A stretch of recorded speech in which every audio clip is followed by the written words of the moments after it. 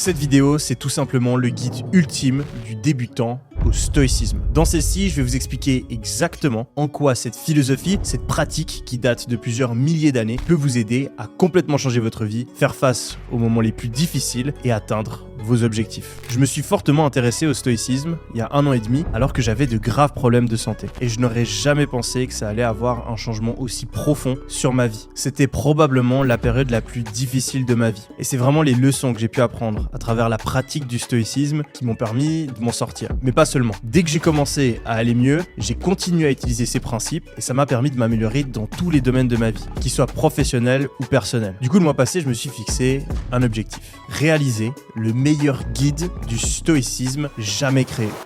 Du coup, j'ai commandé et lu les meilleurs livres sur le sujet. J'ai regardé des dizaines de vidéos sur YouTube et j'ai surtout testé tout ce que j'apprenais dans ma propre vie. J'ai ensuite tout résumé minutieusement et aujourd'hui, j'ai donc l'énorme plaisir de vous présenter le guide ultime du stoïcisme. Allez, c'est parti.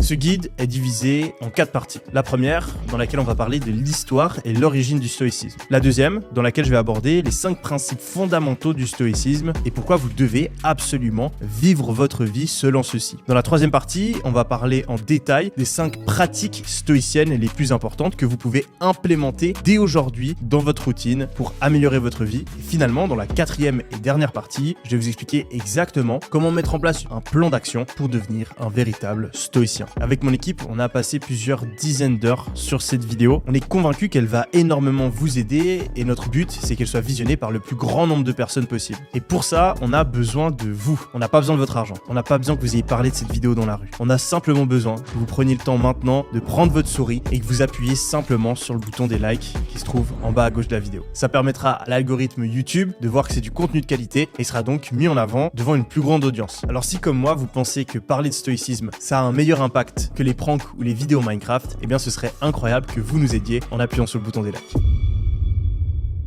Dans l'antique Chypre, 300 ans avant Jésus-Christ, résidait un opulent marchand du nom de Zénon. Un jour, il perdit toute sa richesse lorsqu'un violent orage engloutit son navire et sa cargaison. Ce tragique caprice de la nature anéantit en un instant le travail de toute une vie. Mettez-vous à la place de Zénon. Comment auriez-vous réagi face à la perte abrupte du fruit de tant d'années de labeur balayé par une force naturelle impitoyable? Quelle aurait été votre réaction? La colère? La tristesse? Le désespoir? Pour beaucoup, ces réactions auraient été naturelles. Mais pas pour Zénon, Zénon de Citium, le fondateur du stoïcisme. Non, Zénon décide de rester calme. Et il arrive même à transformer cette tragédie en point de départ du plus gros accomplissement de sa vie. En effet, n'ayant plus grand chose à faire, il décide d'entrer dans une librairie. Il tombe alors sur un livre de Socrate qui le fascine et il demande au libraire où est-ce qu'il peut trouver d'autres livres de la sorte. Et à ce moment-là, passe juste à côté de lui un philosophe renommé de la ville qu'il va suivre et questionner. Il est passionné et très vite il se consacre à 100% à la philosophie, commence même à avoir ses propres élèves avec lesquels il va quotidiennement discuter dans la rue, à la fameuse colonnade publique de l'époque nommée Stoa Poikil, colonnade qui restera célèbre parce qu'elle a donc donné son nom à la philosophie dont on parle aujourd'hui, le stoïcisme. Zénon, c'est un pilier important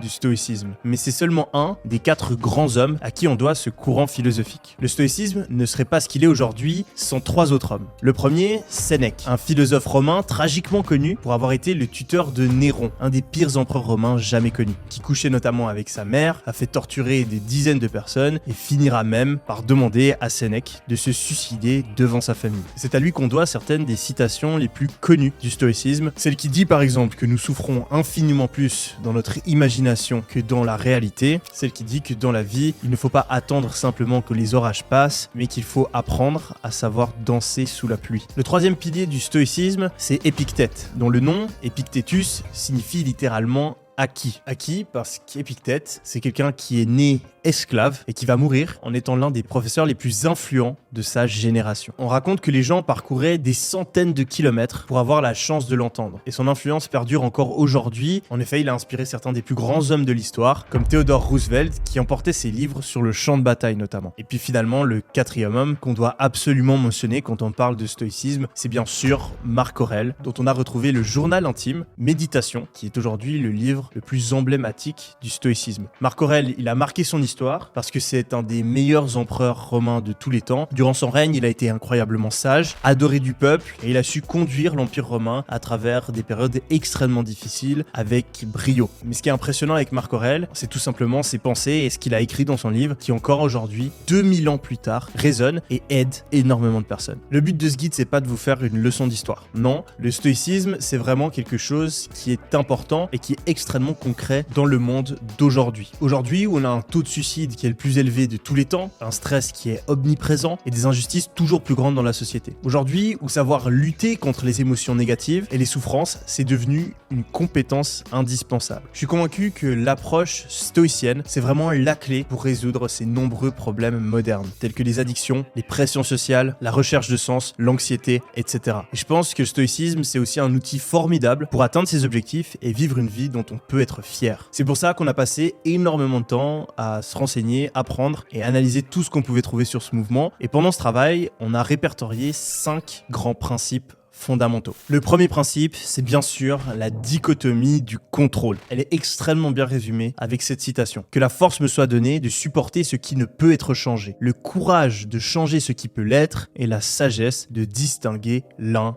de l'autre. La dichotomie du contrôle, c'est tout simplement la croyance fondamentale qu'il faut savoir distinguer ce qui est 100% en notre contrôle de ce qui ne l'est pas, et de traiter ces deux choses de manière complètement différente. Parce qu'on a souvent tendance à s'obséder sur des événements qu'on ne contrôle pas, et au contraire à négliger certaines choses qui sont à 100% entre nos mains. Personnellement, j'adore toujours distinguer les actions qui sont à 100% en notre contrôle des résultats qui sont que partiellement en notre contrôle. Par exemple, comme le dit Épictète, quand on fait du tir à l'arc, eh bien, le fait qu'on ait bien dormi, le fait qu'on ait bien mangé le matin, le fait qu'on se soit entraîné pendant des mois et des mois, le fait qu'on est concentré à 100% quand on se prépare à lancer notre flèche. Tout ça, c'est des actions. Elles sont à 100% en notre contrôle. Mais une fois qu'on a relâché la flèche, et bien là, c'est le destin qui prend le relais. On peut pas calculer avec précision exactement le vent. On peut pas prévoir exactement dans quelle direction notre cible va bouger. Et donc, le fait que notre flèche touche sa cible ou pas, le résultat n'est pas à 100% en notre contrôle. Et donc, une fois qu'on a compris ça, on réalise que pleurer ou s'énerver parce qu'on n'a pas touché notre cible, c'est pas une réaction appropriée. Et on réalise aussi qu'être anxieux, stressé, s'inquiéter par rapport à une compétition future de tir à l'arc, c'est inutile et que la seule chose sur laquelle on a une influence totale, c'est encore une fois nos actions, le fait de s'entraîner ou pas, de se coucher le tôt le jour d'avant ou pas, etc. Mais faire ça, c'est extrêmement difficile parce que toute notre société est habituée à faire l'inverse. Si par exemple, vous devez passer un examen, écouter en classe, faire les exercices, réviser, être appliqué pendant votre examen et relire vos réponses avant de partir, ça c'est sur quoi on devrait juger notre performance. Mais vous l'avez bien compris, c'est pas là où la plupart d'entre nous on juge notre succès. Non.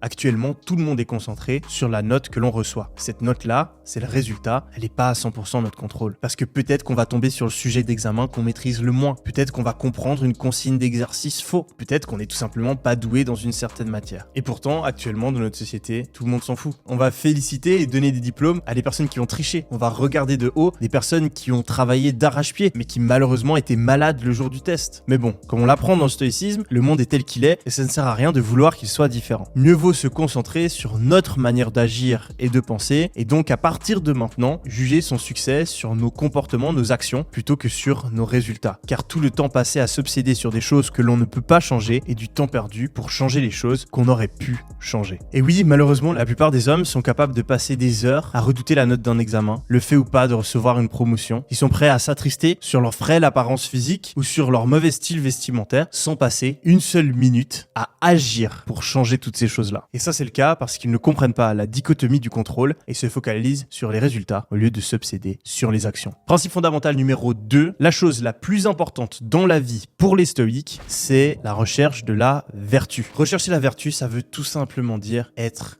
une bonne personne. Faire preuve de morale, agir de manière juste et éthique. Dans le monde actuel, beaucoup de personnes se concentrent sur avoir le plus d'argent possible. Avoir la meilleure santé, la meilleure apparence, la meilleure réputation, la plus grande popularité. Toutes ces choses-là, c'est pas des mauvaises choses. En effet, on le verra plus tard, pour les stoïciens, ces choses-là, elles sont indifférentes. C'est mieux de les avoir si on peut, mais il ne faut pas tout sacrifier pour les obtenir. Pourquoi ? Parce que ces choses-là, elles ne sont pas à 100% en notre contrôle. On retombe sur la fameuse dichotomie du contrôle. Ce serait donc une absurdité d'avoir une de ces choses-là comme objectif principal de sa vie. À l'inverse, nos vertus, nos valeurs, notre comportement, c'est quelque chose qui est à 100% en notre contrôle et donc notre objectif ultime, ça devrait être de vivre en accord avec ces valeurs. Valeurs qu'on peut définir nous-mêmes, mais les stoïciens en ont défini 4 qu'ils nomment les 4 vertus cardinales. La première, c'est la sagesse. C'est simplement le fait de savoir différencier ce qui est bon de ce qui est mauvais. C'est le fait de réussir à penser clairement, sans être influencé par nos émotions ou nos biais cognitifs. Personnellement, j'adore la définition de la sagesse par Naval Ravikant, qui est un entrepreneur, investisseur et philosophe américain, et qui donne cette définition. La sagesse, c'est comprendre les conséquences à long terme de ses actions. Ça peut paraître bateau, mais en réalité, ce qui différencie les bons choix des mauvais choix, c'est simplement de tout prendre en compte. Quand on fait des mauvais choix, souvent, on est obsédé par le présent, par le court terme, et on oublie les conséquences à long terme. On va manger du sucre, c'est bien sur le court terme, mais ça a un impact négatif sur le long terme. On va trahir un ami, ça va peut-être nous permettre d'obtenir du plaisir ou de l'argent, mais à long terme, ça va corrompre notre esprit et ça va nous créer une mauvaise réputation qui risque de se retourner contre nous. On va succomber à la tentation et tromper notre épouse, alors que c'est quelque chose qu'on va regretter pour tout le reste de notre vie. Depuis que je connais cette définition, je l'applique à tous les choix et personnellement, j'ai encore jamais trouvé de choix rationnel qui était sage, qui ne prenait pas en compte toutes les conséquences qui existaient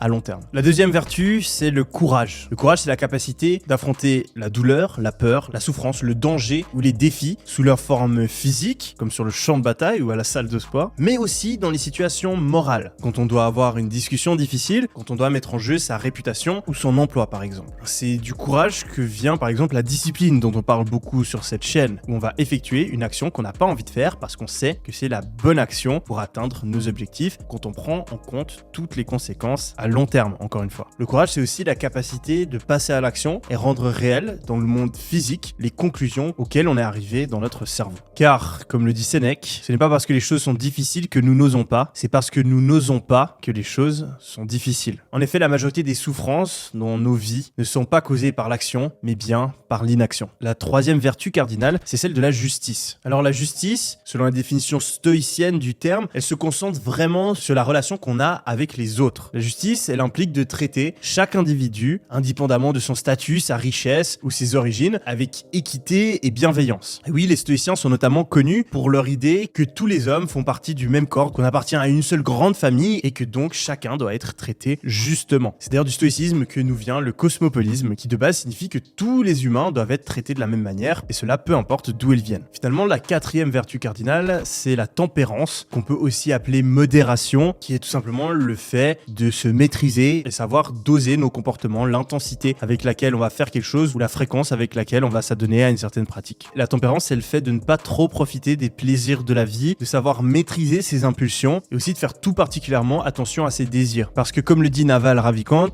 un désir, c'est un contrat qu'on passe avec soi-même dans lequel on accepte d'être malheureux jusqu'au moment où on obtient quelque chose. Vous l'avez compris, il ne faut donc pas désirer des choses qui ne sont pas à 100% en notre contrôle ou alors le faire avec modération. En effet, le secret du bonheur, vous ne le trouverez pas dans la recherche de plus, mais bien dans la capacité à savoir profiter de moins. Le troisième principe fondamental du stoïcisme, c'est la nature comme principe directeur. Les stoïciens croient que tout ce qui nous entoure fonctionne selon un réseau de cause à effet, qui aboutit sur une structure rationnelle et causale du monde et de l'univers. Et ils appellent ça logos. Le monde est donc fondamentalement indépendant de nous, il nous doit rien. Les événements extérieurs ne sont donc ni bons ni mauvais. Et ce qui compte, c'est la manière dont on les interprète. Il faut arrêter d'être surpris ou de prendre personnellement certaines choses qui vont nous arriver dans la vie, même si elles sont négatives. La mort d'un proche, la trahison, les problèmes de santé, ce sont des choses normales qui sont vouées à arriver et qui sont simplement une partie naturelle de la vie. Du coup, on doit les accepter, c'est le fameux amor fati, l'amour du destin, que tout bon stoïcien comprend et applique, car comme le dit Épictète, ne demande pas que les choses arrivent comme tu le souhaites, mais souhaite qu'elles arrivent comme elles arrivent et tu seras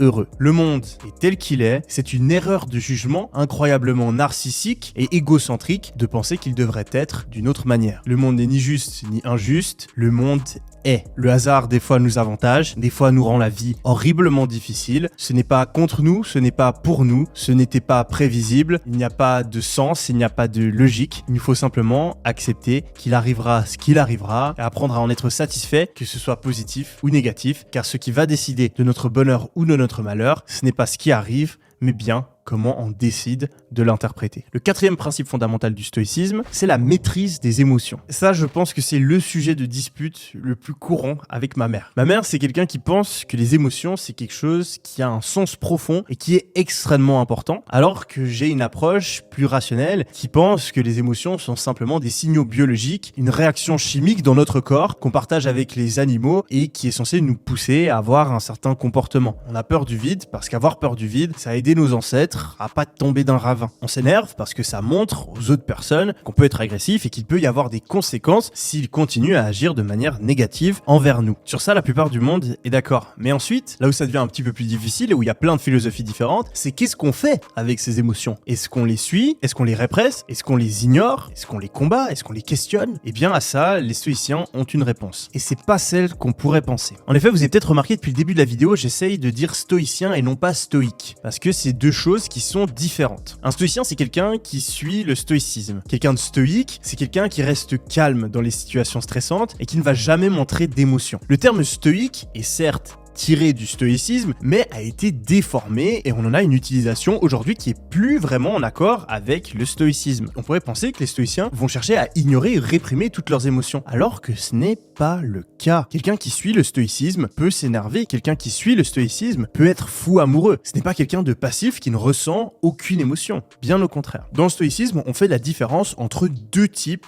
d'émotions. Les premières, elles sont appelées passions. C'est toutes les émotions qui sont irrationnelles et nuisibles. Et à l'inverse, on va avoir une autre catégorie qu'on appelle eupatheia, qui sont les émotions rationnelles ou bonnes émotions. Du coup, si on applique le stoïcisme, ce qu'on va faire quand on ressent une émotion, eh bien, c'est en fait la catégoriser dans une de ces deux catégories. Et on va donc suivre les eupatheia, les émotions rationnelles, les bonnes émotions, et on va pas suivre les passions. Pour ne pas se laisser influencer par ces émotions négatives, il existe plusieurs stratégies. Je vais vous en donner quelques-unes, mais je trouve assez passionnant et impressionnant toutes les stratégies qui ont été développées par les stoïciens pour justement surmonter ces émotions négatives. Prenons l'exemple de l'énervement. Est-ce que c'est une passion ou est-ce que c'est une eupatheia? Eh bien, on ne peut pas répondre aussi simplement. Chaque émotion peut être soit une passion, soit une eupatheia en fonction du contexte. Je vous donne un exemple. Si vous vous énervez contre un ami qui fait continuellement des remarques déplacées. Imaginons, vous avez ce pote, à chaque fois que vous allez au restaurant, il critique la nourriture, il parle mal au serveur, etc. Et au bout d'un moment, ça vous énerve. Vous ressentez cet énervement et là, en tant que bon stoïcien, vous allez l'analyser. Vous êtes énervé parce que le comportement de votre ami est déplacé. Vous êtes énervé parce que vous lui avez déjà dit calmement plusieurs fois qu'il ne fallait pas avoir ce genre de comportement et que ça vous mettait mal à l'aise. Dans ce cas de figure, cet énervement, ça peut être quelque chose de positif parce qu'il va vous permettre, peut-être d'être plus convaincant, d'intervenir de manière plus abrupte et plus stricte envers votre ami et il va vous permettre potentiellement de plus changer son comportement et avoir une influence positive sur le monde. Vous allez peut-être faire preuve de justice car vous allez empêcher de votre ami de maltraiter un autre humain qui a lui aussi droit d'être traité avec respect. Vous décidez donc d'hausser la voix et de dire clairement à votre ami, en le mettant un petit peu mal à l'aise devant tout le monde, que c'est la 5e fois que vous lui avez dit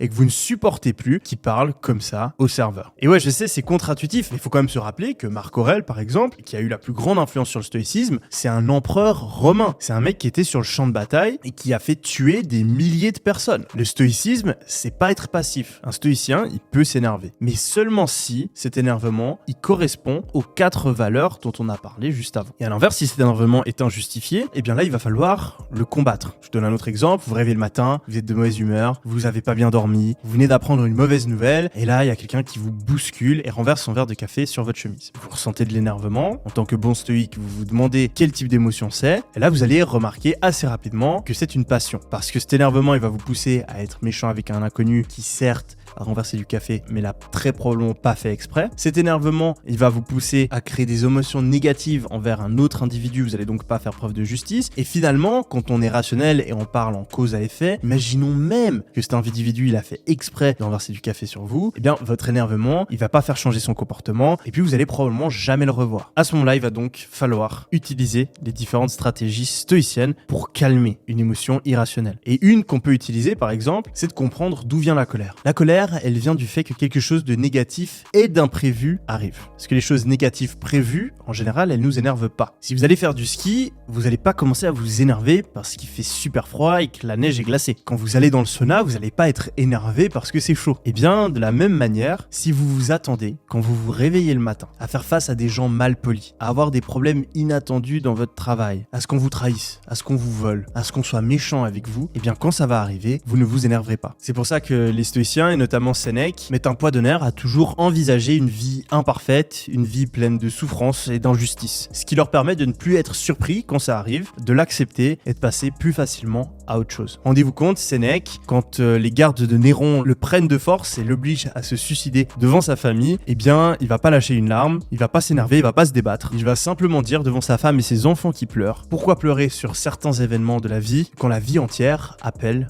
aux larmes. Il avait l'esprit tellement clair, il avait déjà tellement accepté que la vie était pleine de souffrances, que quand l'une des pires des souffrances s'abat sur lui, il a réussi à simplement l'accepter. Il y a une autre approche en particulier que je trouve très intéressante, et c'est celle que les stoïciens utilisent pour faire face à l'anxiété. Elle est ultra contre-intuitive, mais elle marche très bien. Et j'adore maintenant l'utiliser sur mes proches. On a toujours quelqu'un de notre famille ou un de nos potes qui a un problème potentiel dans sa vie et qui stresse, qui est anxieux. Imaginez-vous par exemple un pote qui a peur de perdre son travail et qui vous dit oui, il y a plein de licenciements, c'est possible que je me fasse virer, oh là là, je sais pas comment je vais faire, etc. Dans cette situation, la plupart d'entre nous, on aurait tendance à lui dire « Mais non, t'inquiète, ça va aller, t'es un des meilleurs employés, ils vont pas te virer, etc. » Eh bien, les stoïciens, ils feraient exactement l'inverse. Parce que pour les stoïciens, l'espoir, c'est une drogue. C'est quelque chose qui nous permet de nous sentir mieux à court terme, mais qui, à long terme, va nous faire souffrir encore plus. Du coup, ils font l'inverse. Dans ce genre de situation, quand t'as un pote qui a peur de se faire virer, eh ben, un stoïcien, il répondrait « Oui, tu vas peut-être te faire virer. Tu vas même probablement te faire virer. Imagine-toi que t'es déjà viré. » Et une fois que tu l'acceptes vraiment, tu te rendras compte que c'est pas si grave. Et que de toute façon, que tu te fasses virer ou pas, c'est pas en ton contrôle. Que tu te fasses virer ou pas, tu vas surmonter ça. Tu vas même peut-être en ressentir grandi. Les stoïciens, ils pensent fondamentalement qu'on est beaucoup plus résistant que ce qu'on pense et que donc il faut accepter toutes les éventualités négatives et faire la paix avec. Cinquième principe fondamental du stoïcisme, la conquête des moments difficiles. Un des points forts du stoïcisme, c'est que cette philosophie, elle permet vraiment de faire face aux souffrances de la vie et qu'il y a énormément de réflexions et de principes qu'on peut appliquer par rapport à tout ça. C'est le cas parce que c'est vraiment un des points centraux sur lesquels ont réfléchi les plus grands penseurs qui ont créé le stoïcisme. Face aux moments difficiles, il y a plusieurs stratégies. La principale, elle retombe sur cette fameuse dichotomie du contrôle où on va chercher à séparer les événements des réactions. En effet, selon les stoïques, il faut s'efforcer de rester serein quelles que soient les circonstances de la vie. Car en définitive, bien qu'on n'ait pas le contrôle sur ce qui nous arrive, on a le contrôle sur comment on réagit. Il faut donc baser nos valeurs et nos jugements sur notre manière de réagir. Faut pas être passif et fataliste. Faut bien entendu viser des objectifs ambitieux. Mais s'effondrer si on les atteint pas, ou s'effondrer quand quelque chose de négatif nous arrive, c'est selon les stoïciens fondamentalement inutile. On en a déjà parlé, si l'élément négatif est dans le futur, ça sert à rien d'y penser, il faut agir pour l'influencer, mais stresser et rester dans ses pensées par rapport à celui-ci, ça ne sert à rien. Si l'événement négatif est dans le passé, eh bien, on peut plus avoir d'influence dessus. Donc, encore une fois, ça sert plus à rien d'y penser et il faut l'accepter. Et pour l'accepter, une des meilleures stratégies, on la comprend à travers la citation célèbre de Marc Aurèle qui dit que l'obstacle c'est le chemin. Les moments difficiles de notre vie, en réalité, vu qu'on est en contrôle de notre réaction, on peut les transformer en événements positifs. On va donc regarder toutes les choses négatives qui nous arrivent comme des manières d'apprendre ou des passages obligés qui nous ont permis de devenir la personne qu'on est aujourd'hui. Les stoïciens ont une fierté et pensent que c'est particulièrement important de rester de marbre pendant les moments difficiles. Non pas parce que c'est stylé, mais parce que ça nous permet d'affronter les souffrances de la manière la plus efficace possible. En effet, et ça a été confirmé par des études récentes, quand on souffre ou quand on surmonte une passe difficile, le fait d'être calme et de l'accepter, ça réduit la douleur momentanée. Ça vaut pour les souffrances mentales et physiques. Si vous avez par exemple peur des aiguilles et que vous êtes en train de vous faire piquer, le fait de paniquer, vous tendre, etc., d'avoir peur, eh bien, ça va augmenter la sensation d'inconfort. Si à l'inverse, vous acceptez le fait que vous allez vous faire piquer, vous acceptez la douleur, vous vous relaxez, vous respirez calmement, eh bien, ça va vous faire beaucoup moins mal. Et c'est la même chose avec les pensées. Si vous avez peur des araignées, par exemple, et que vous paniquez, vous mettez dans tous vos états, vous allez vivre un moment bien plus difficile que si vous respirez, vous acceptez la situation et vous restez calme. Le fait de rester stoïque, dans le sens moderne du terme pour le coup, dans les moments difficiles, ça va aussi vous permettre de rester rationnel. Quand on se force à rester calme, on peut continuer à réfléchir. Si par exemple vous venez d'apprendre que votre business est au bord de la faillite, eh bien le fait de rester calme, ça va vous permettre de trouver des solutions et vous allez éviter de faire des erreurs supplémentaires parce que vous êtes paniqué. Du Du coup, on a parlé des 5 principes fondamentaux du stoïcisme. Mais c'est qu'une partie du stoïcisme. Parce que le stoïcisme, comme je l'ai dit en début de vidéo, c'est quelque chose de concret, quelque chose de pratique qu'on peut mettre en place. C'est pas simplement une façon de voir les choses. C'est pour ça qu'on a ajouté cette 3e partie du guide dans laquelle on va vous parler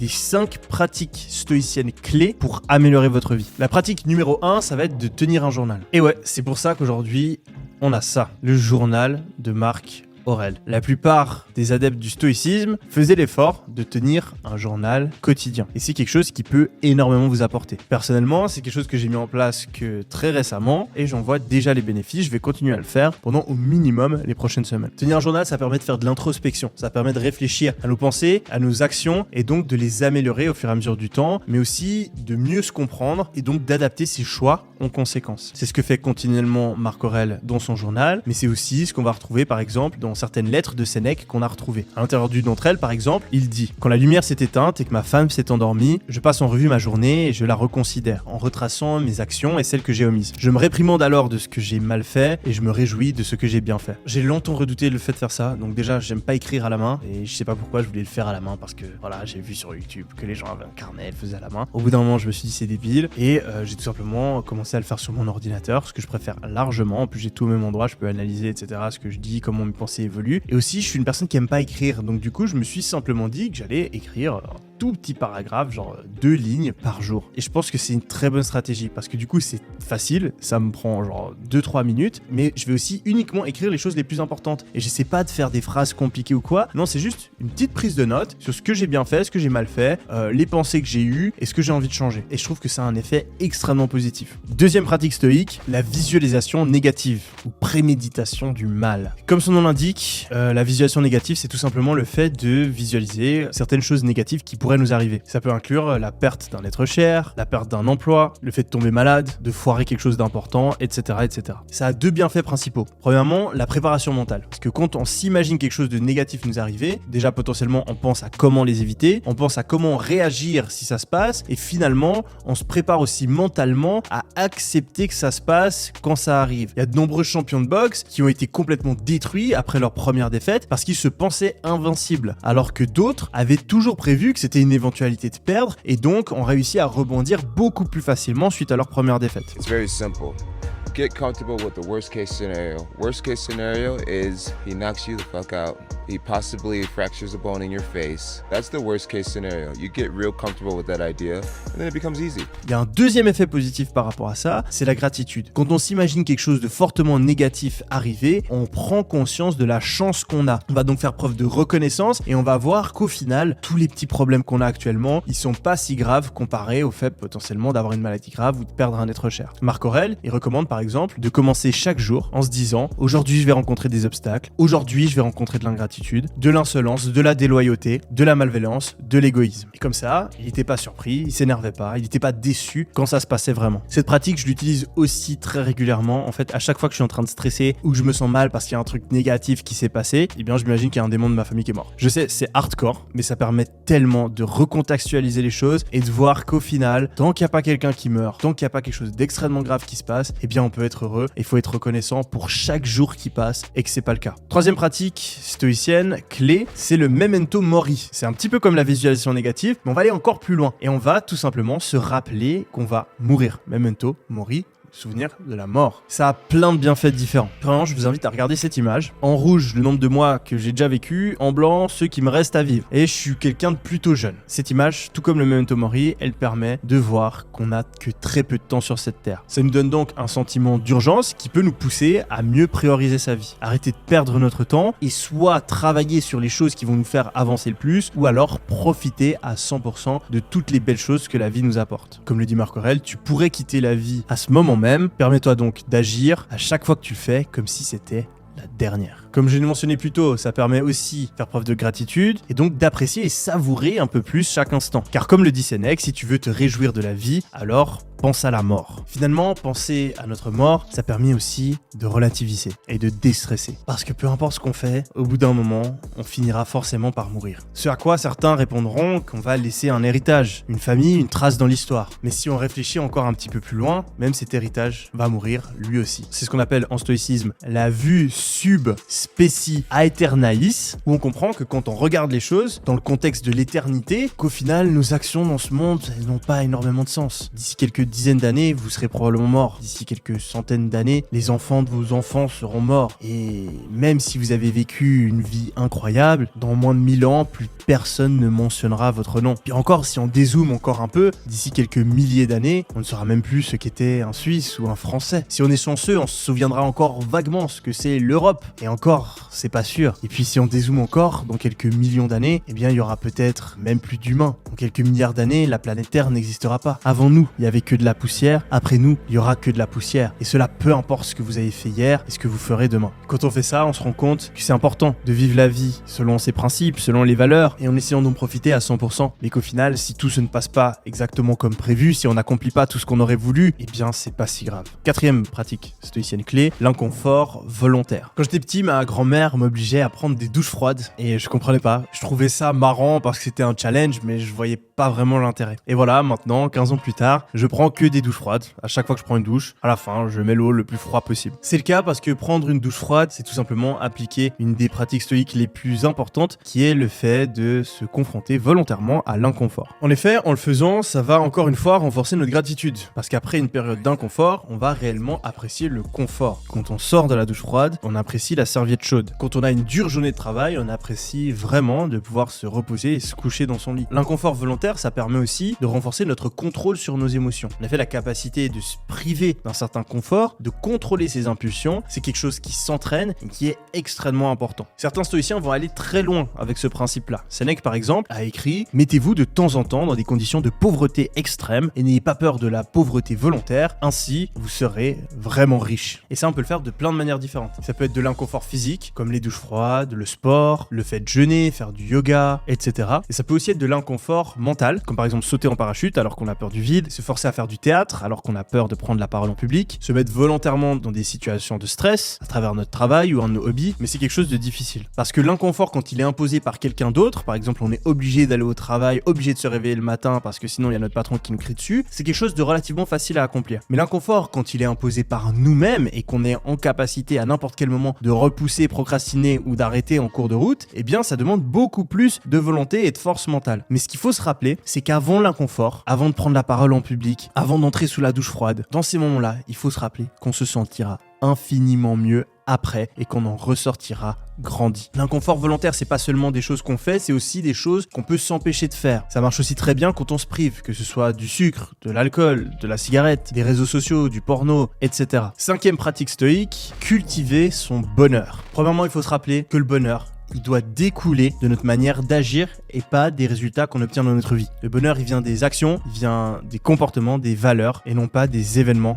des résultats de notre vie. Du coup, pour cultiver ce bonheur, on a 3 pratiques principales. Premièrement, la gratitude. On a tendance dans la société actuelle à toujours penser à ce qu'on n'a pas au lieu de se concentrer sur ce qu'on n'avait pas et qu'on a maintenant ou de ce qu'on a maintenant et qu'on pourrait ne plus avoir dans le futur. Le fait par exemple de se rappeler de tout le progrès qu'on a fait lors des 5, des 10 dernières années, c'est une super bonne habitude qui nous permet de voir le positif. Le fait de se concentrer sur toutes les chances qu'on a, toutes les choses qu'on pourrait perdre et tous les malheurs qui nous sont jamais arrivés, encore une fois, c'est quelque chose qui va nous faire nous sentir mieux. Deuxièmement, et ça c'est assez surprenant, les stoïciens recommandent de vivre dans le moment présent. Ils avaient compris il y a 2000 ans le concept de pleine conscience qu'on utilise aujourd'hui notamment dans la méditation. Les stoïciens recommandent de vivre chaque instant pleinement, d'éviter de se perdre dans nos pensées, et il y a même un exercice connu qui s'appelle encercler le présent où on s'oblige à penser uniquement à des choses qui sont en train de se passer maintenant, que ce soit nos sensations ou même une analyse de nos pensées actuelles, en s'empêchant de penser aux événements futurs ou passés. Finalement, troisième point, l'autosuffisance, où les stoïciens mettent un point d'honneur à avoir la capacité, la compétence de se sentir heureux, peu importe les situations actuelles, et ils prennent même comme défi le fait de réussir à rester calme, ressentir de la paix intérieure, même dans les journées les plus difficiles, avec les événements les plus tragiques. Voilà pour les pratiques stoïciennes, on entre maintenant dans la 4e partie de ce guide sur le stoïcisme. stoïcisme. Et on va donc ensemble faire un plan d'action afin de vous aider à devenir plus stoïcien dans les prochaines semaines. Pour le faire, j'ai 3 conseils principaux. Le premier, ça va être de lire un livre sur le stoïcisme. Alors là, vous avez le choix, hein, il y a plein de livres sur le stoïcisme. J'ai les livres en anglais, je vais demander à mon monteur de peut-être vous mettre la version française du livre à côté si vous voulez l'acheter. Et ça, c'est un petit guide sur le stoïcisme, vraiment il est pas très épais,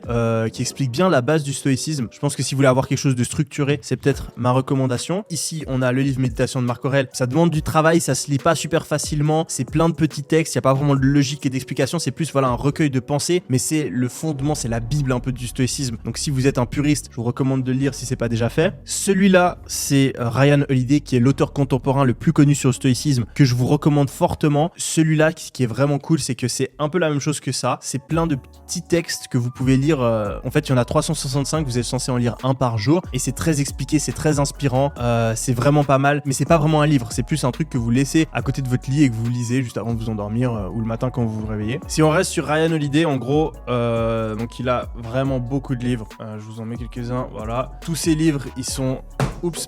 c'est des suites de livres qui vont ensemble. Je vous avoue, je les ai pas tous lus en entier parce qu'il y a quand même vraiment pas mal de matière. Et sur certains livres, je trouve qu'ils se répètent pas mal, mais il écrit vraiment de manière impactante. Et si vous voulez être inspiré et vraiment comprendre le stoïcisme de fond en comble, c'est vraiment des livres que je recommande. Je commencerai peut-être avec celui-là, qui est celui que j'ai préféré parmi tous ces livres. Et puis actuellement, je l'ai presque fini. Je suis en train d'écouter celui-là parce que d'ailleurs, tous ces livres, il y en a certains que j'ai lus, mais la plupart, je les ai écoutés sur Audible. Je vous recommande fortement les livres audio. Perso, moi, je suis quelqu'un qui arrive pas trop à trouver le temps de lire, mais avoir un livre audio quand je suis dans la voiture, quand je suis en train de marcher, et même ce que je fais maintenant quand je suis à la salle de sport, c'est game changer. Vous pouvez écouter en x2, ça permet de suivre beaucoup plus de livres beaucoup plus rapidement. Ce livre là qui est cool, c'est qu'il parle un peu plus de l'histoire des différents personnages, on a plus de contexte et ça permet un peu d'ancrer la philosophie avec des événements et des personnes réelles. Donc voilà, premier conseil, lisez un livre sur le stoïcisme. Comme je l'ai dit, n'hésitez pas à prendre un livre audio, ça fera aussi à 100% l'affaire. Mais ne négligez pas les livres, parce que sur YouTube et tout, il y a des vidéos de qualité, mais quand même, quand c'est par écrit, la profondeur et la qualité de la pensée, en général, elle est bien meilleure qu'une vidéo. Deuxième truc qu'il faut absolument que vous fassiez, si vous voulez devenir un stoïcien, c'est de commencer dès maintenant à mettre en place des habitudes stoïciennes. Donc je vous ai donné 5 pratiques, vous en prenez une et vous la mettez en place dès maintenant dans votre vie, vous la faites tous les jours, vous l'ajoutez à votre routine. Ça peut être de faire quelque chose de difficile une fois par jour, aller au sport, aller courir, douche froide, faire du gainage, parler à un étranger dans la rue, je ne sais pas quoi, se forcer à subir des émotions, des sentiments négatifs une fois par jour, ou bien ça peut être le fait de commencer à avoir un journal, le fait de pratiquer la gratitude pour mieux sentir, etc. Le stoïcisme, encore une fois, c'est une manière de vivre et donc il faut que vous commenciez à la mettre en place dans votre vie. Finalement, le troisième truc que je vous encourage à faire, c'est quand vous vivez des moments difficiles où vous avez des décisions importantes à prendre, de vous rappeler de ce qu'on a vu aujourd'hui, des 5 principes fondamentaux du stoïcisme et de vous poser la question, qu'est-ce que ferait Marc Aurèle, qu'est-ce que ferait un bon stoïcien dans cette situation et ensuite d'agir en conséquence. Vous avez une mauvaise nouvelle qui tombe, vous prenez le temps de vous calmer, vous acceptez l'émotion, la sensation négative, vous acceptez que le monde est comme il est et qu'il y a des choses qui sont pas en votre contrôle et ensuite vous agissez, vous rentrez dans l'action et vous faites les choses rationnelles, les choses réfléchies, justes et sages qui vont vous permettre de vivre une vie plus en accord avec vos valeurs. Il y a quelques mois, j'ai fait une autre vidéo sur le stoïcisme où là vraiment je raconte plus d'anecdotes personnelles de comment je mets en place le stoïcisme dans ma vie et c'est une des vidéos de la chaîne qui a le plus de succès. On a bientôt 1 million de vues, je vous recommande fortement d'aller la regarder, on mettra une invitation juste ici. Sur ce, j'espère que ce guide vous aura plu et on se retrouve très prochainement sur la chaîne, c'était Yomi.